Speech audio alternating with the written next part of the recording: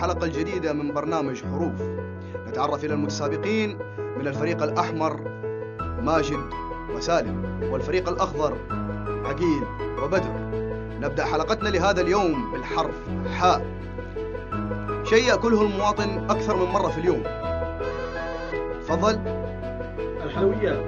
إجابة خاطئة. تفضل الفريق الأخضر. حفريات.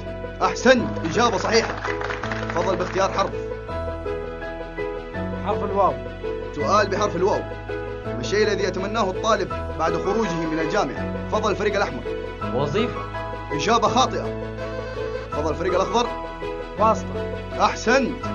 تفضل باختيار حرف. حرف الياء. حرف الياء. سؤال بحرف الياء. ما الشيء الذي فعله المواطن السعودي في الصيف؟ تفضل الفريق الأحمر. يسار. إجابة خاطئة. تفضل الفريق الأخضر. ياكل تبن. أحسنت.